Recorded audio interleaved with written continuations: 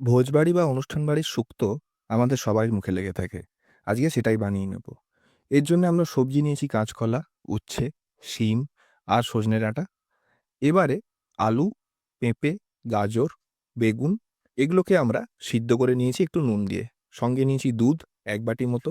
এর সাথে নিয়েছি পোস্ত, কাজু বাদাম আর আদা বাটা, বড়ি। তার সাথে আমরা নিয়েছি খোয়া ক্ষীর।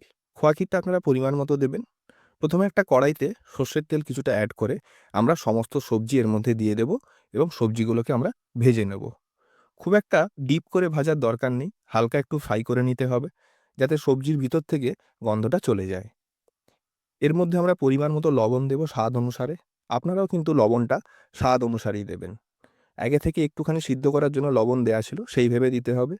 ৪-৫ মিনিট ভালো করে ভেজে নিয়ে তারপরে আমরা পোস্ত বাটাটা দিয়ে এর মধ্যে মসলা ধোয়া জলটা দিয়ে দেব। তারপরে আমরা অ্যাড করব খোয়া ক্ষীর। যতক্ষণ রান্নাটা হচ্ছে অন্য একটা দিকে আমরা বড়িগুলোকে ভেজে নেব। একটু লাল, লাল করে ভেজে তারপরে তুলে নিতে হবে আমাদের বড়িগুলো।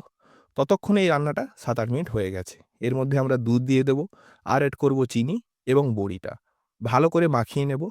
খুব ভালো করে মাখিয়ে নিয়ে চাপা দিয়ে আমাদের ৪-৫ মিনিট রাখতে হবে। আমরা একটা ফোড়ন দেব, তার জন্য আমরা রাঁধুনি, ৫ ফোড়ন, শুকনো লঙ্কা, তেজপাতা তেলে গরম করে এর মধ্যে ফোড়ন হিসাবে দিয়ে দেব।